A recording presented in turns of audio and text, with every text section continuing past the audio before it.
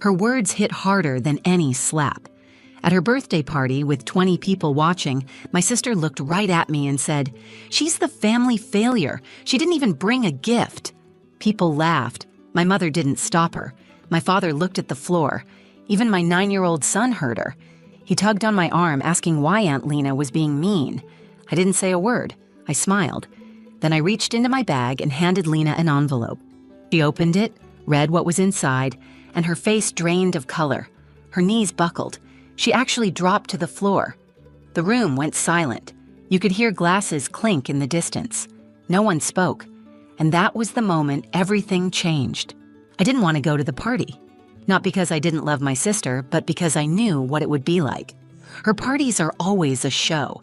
Not just the expensive decorations or the champagne towers, but the way she performs in front of people. Everything's a spectacle. And if you're not part of the show, you're the punchline. Still, when my mom called and asked if I was actually going to come this year, I said yes. I told her Noah and I would be there. I didn't want to give them another excuse to write me off. I'm 32, divorced, raising a son on my own. 2 part-time jobs, one at a bakery in the mornings, another doing admin for a dental office at night. It's not glamorous, but it's honest. I don't complain. I keep my head down.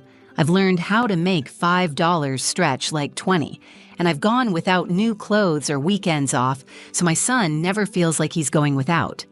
My sister Lena, on the other hand, has always had a different life. She's 28, beautiful in that effortless way that turns heads when she walks into a room. She has a huge social media following, a sleek apartment downtown, and a closet full of designer bags she didn't pay for. She knows how to talk to people, especially when she wants something from them. She has our parents wrapped around her finger, especially our mom. Our mom, Diane, is the kind of woman who cares deeply about appearances. Her nails are always done, her smile is always wide, and she never forgets to remind people that both her daughters were raised with class.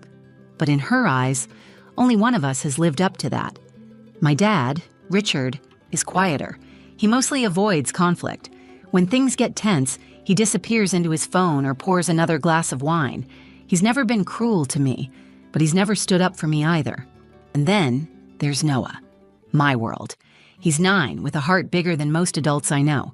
He's smart, sensitive, and always watching. He catches every expression, every pause. I've worked hard to make sure he sees strength in me, not struggle. But sometimes I wonder what he really sees when we're around my family. That night, before we left, I dressed him in his nicest shirt, one I found on clearance and saved for special occasions. I put on a dress I hadn't worn in years, touched up my makeup, and took a deep breath in the mirror. We drove to the venue in my old Corolla, parking a few blocks away because valet felt too out of place. The rooftop was already packed when we arrived. White balloons floated over gold-trimmed tables. A live band played soft jazz while waiters circled with trays of mini crab cakes and sparkling drinks. I saw Lena laughing at the center of it all, dressed like a movie star in a silver gown. She looked straight through me as we approached. "Hey," I said, smiling politely, "happy birthday." She gave me a quick side hug and said, "Wow, you actually showed up," then turned to Noah. "Hey, kiddo," she added with a softer tone, as if to make up for the jab she'd just thrown at me. I smiled tightly and led Noah to a quiet corner. He wanted a soda, but there was nothing without alcohol at the bar. I asked a waiter if there was water for kids. He looked confused and wandered off. I stood there, invisible again. It wasn't just the luxury or the looks people gave me. It was the feeling that I didn't belong, that I was always the reminder of what not to become. Lena was the dream. I was the warning. But still, I stayed. I told myself it was for Noah, that maybe this time would be different. Maybe they'd see me, really see me. I had something important in my bag, something I'd been planning for weeks. I wasn't there to beg for acceptance. I was there to offer something no one expected. And despite everything, despite the whispers and stares, I kept my head up because I knew the moment was coming. And when it did, I would be ready. The music got louder as the evening went on, and so did the laughter. I kept a polite smile on my face, answering questions from relatives I hadn't seen in years, most of them surprised I still lived in the same part of town, still working little jobs as they called them. One of my cousins even asked if I was finally seeing someone again, as if being single was some kind of personal failure. I laughed it off, like always. I had grown used to people confusing struggle with laziness, quietness with weakness. But this night felt heavier, like something was building, and deep down, I had a feeling it would come from Lena. About an hour in, Lena stepped up onto a small stage near the bar. A spotlight hit her as the band went quiet. She raised a glass and gave a little speech, thanking everyone for coming, thanking her friends for making her feel like the queen she is, and thanking our parents for always believing in her. Her voice was smooth, rehearsed, charming. She didn't thank me, not even a glance in my direction. Then someone called out, "Open your gifts, Lena," and everyone clapped like it was a performance. She giggled, flipping her hair, and started tearing through elegantly wrapped boxes. Designer perfume, a gold necklace, gift cards, spa packages. I watched from the edge of the crowd, holding Noah's hand.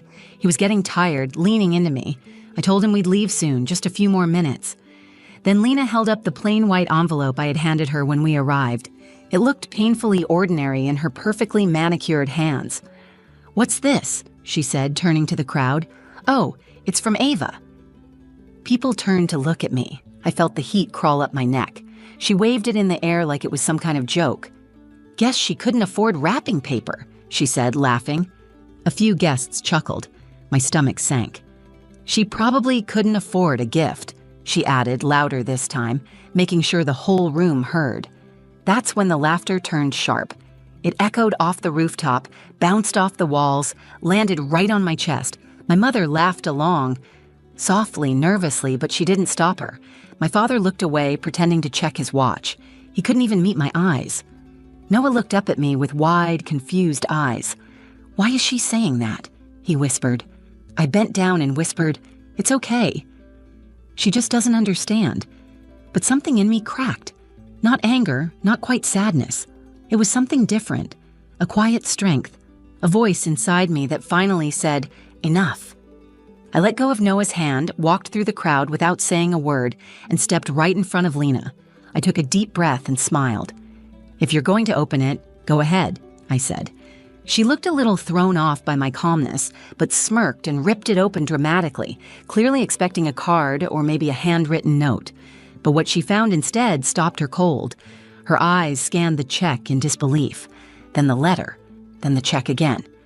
The crowd leaned in, trying to see what had changed, but Lena was frozen. Her lips parted, but nothing came out. She looked around as if trying to understand what just happened. Then she took a step back, and another, and then she sat down, not like a dramatic faint, like her body couldn't hold her up anymore. Silence fell over the party. The band had stopped. The waiters stopped moving. Even the breeze seemed to pause. No one knew what was in that envelope yet, but everyone knew something had happened. Everyone turned to me, and for the first time in a long time, I didn't feel small. I felt powerful, because I knew exactly what I had given her, and I knew exactly why, but I wasn't done yet. Everyone stared at Lena, but I kept my eyes on Noah. He was watching me with a look I hadn't seen before. It wasn't confusion or fear. It was something like pride. He didn't know the details yet, but somehow he understood that something big had just happened. That his mom, who always tried to stay out of the way, had just done something important. I turned back to Lena. She was still sitting on the edge of a lounge chair, her silver dress pooled around her, hands trembling slightly as she held the check and the letter. She looked up at me, blinking like she was trying to come back to reality. But I didn't say anything to her yet. Not yet. Because before that moment, no one knew what I had been doing. No one had asked. No one had cared. For the past year and a half, I had been working in silence, waking up at 4 a.m. to bake before Noah got up for school, spending every break and weekend learning how to run an online business. I had always loved making natural skincare products, lotions, scrubs, lip balms. So I started small, Etsy orders here and there, selling at farmers markets, learning how to build a brand from scratch. I shipped everything myself, packed it by hand, and wrote thank you notes to every single customer. At night, after Noah was asleep, I took online courses, business, digital marketing, branding, free ones, cheap ones, anything I could get my hands on. It wasn't glamorous, There were months when I only made $20 after costs. Months I thought about quitting, but I didn't. And 6 months ago, one of my TikTok videos showing how I made a body butter from scratch went viral. Within a week, I had over 40,000 followers. Orders came pouring in. Then came a message from a woman named Chelsea, who ran an e-commerce investment group for women-owned businesses. She saw potential in what I had built and offered to partner with me to scale it up. 3 weeks before the party, the paperwork was finalized. My share from the initial deal, $40,000. Not a lottery win, but enough to breathe for the first time in years. Enough to pay off my car. Enough to give Noah more than just enough. Enough to finally feel like I had built something that couldn't be taken away or dismissed with a laugh. And still, I didn't tell anyone in my family, because I didn't want to prove anything to them. I didn't want applause. I didn't want my mom to suddenly act proud or my dad to finally acknowledge me. I just wanted to do it my way, quietly, honestly. But when Lena made me the joke of the night, in front of Noah, in front of everyone, I realized I wasn't just there to be polite. I was there to rewrite the story they had all decided for me. I chose the check amount carefully, $25,000, enough to shock her but not enough to ruin her, enough to make a statement, and the letter inside? That took me 2 hours to write. It said, "For years, I've watched you chase dreams, talk about starting a fashion line and wait for someone to fund it. I figured you'd never expect it to come from me, but here's a start. Use it wisely, or don't. Either way, this isn't about the money. It's about proving that I am not who you say I am. I never was. From your sister, the one you called a failure." I hadn't planned to hand it to her like that, but when she called me out in front of everyone, I didn't flinch. I handed it over because I wanted her to see, really see, who I had become. And I didn't need to raise my voice or throw a tantrum. I had already done the loudest thing a quiet woman can do. I built something that spoke for me. Now the entire room knew, and so did she. Lena didn't speak right away. She held the check like it was a live wire. Her fingers hovered over the letter, her perfect nails trembling slightly as she reread it. Her eyes darted back and forth across the words, trying to process what was happening. I stood in front of her, calm. Not smug, not angry, just still. And then, her mouth opened. "Is this real?" Her voice cracked slightly. She wasn't performing now. This wasn't a moment designed for her social media story or a dramatic punchline. This was raw, unprepared. "Yes," I said, "it's real." She looked at our parents. My mom's eyebrows had lifted so high they nearly disappeared into her hairline. She glanced at my dad, who had finally stopped pretending to check his phone. He was watching me like I was a stranger, like he was seeing something for the first time. The silence spread like spilled wine, thick, uncomfortable. Then someone, my cousin Dylan, broke it. "What's in the envelope?" Lena looked down at the check again. Her voice was barely audible. "It's a check, from Ava." The way she said it, like it was some kind of contradiction, like the words didn't make sense together. My Uncle Jay leaned forward. "How much?" She hesitated, then held it up without a word. A soft gasp rippled through the crowd as people read the number. $25,000, clear as day. Then eyes turned to me. Questions behind every stare. How? Why? Was this a joke? "She gave me this to start my fashion business," Lena said, still half in disbelief. She said, "She believes in me." That line hit harder than I expected, because it was true. For all her cruelty, for all the years of passive aggression and public jabs, I had still written that check with no strings attached. I didn't want her to fail. I didn't want revenge. I just wanted to end the story they had written for me. "She believes in me," she repeated, quieter this time, as if saying it made it more real. No one laughed now. There were no clever follow-up comments. The music had stopped completely. Even the waitstaff had frozen. My mother finally stepped forward. "Ava," she said slowly, "what is this?" Her voice wasn't warm or cold. It was cautious, uncertain. I looked her in the eye. "It's success, the kind you didn't see coming." I didn't say it to hurt her. I said it because it was the truth. For the first time in my life, I wasn't standing on the outside looking in. I wasn't asking for space. I had taken it, earned it. I turned and walked back to Noah, who was still standing in the corner, holding a half-melted chocolate from one of the dessert tables. He looked up at me with that same expression. "Are we leaving now?" he asked softly. "Yeah," I said, bending down to kiss the top of his head. "We're leaving." We walked past guests still frozen in shock. My dad opened his mouth as if to say something, but nothing came out. Lena stood silently behind me, still holding the envelope like it was heavier than anything she'd ever carried. As we neared the elevator, I heard someone whisper, "That was the most badass thing I've ever seen." Noah smiled. "Was that about you?" "I think so," I said, and I smiled too. We rode the elevator down in silence. When the doors opened to the lobby, the night air hit my skin like a reward, crisp and freeing. Outside, I buckled Noah into his seat and sat in the car for a moment, letting the silence settle. Not the kind that comes from being ignored, but the kind that comes from finally being heard. That envelope wasn't just paper and ink, it was a declaration, a full sentence in a voice I hadn't used before.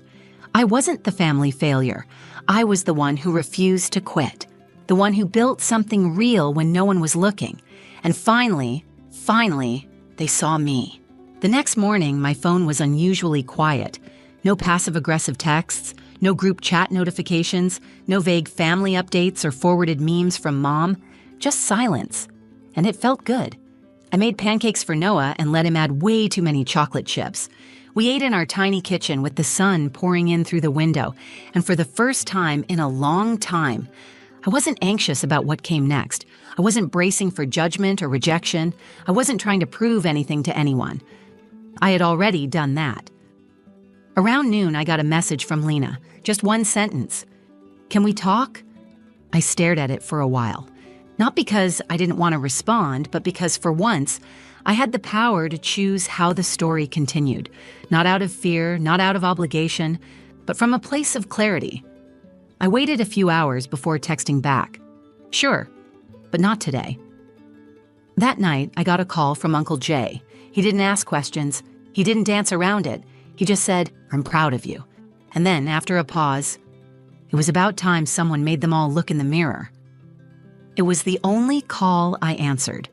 Over the next few days, things shifted. Mom started tagging me in her Facebook posts. My daughter, Ava, the entrepreneur. She didn't mention that she hadn't supported a single step of the journey, but I didn't correct her. I didn't need to.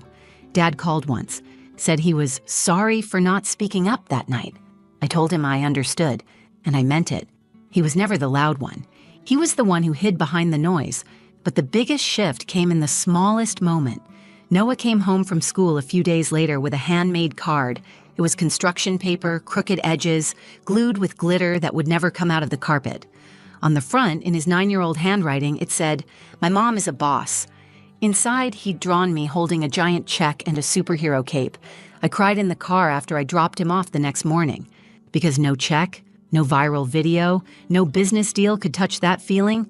The feeling of knowing that my son saw me, not as a victim, not as someone people pitied, but as a fighter, a creator, a woman who didn't back down when it would have been easier to stay small.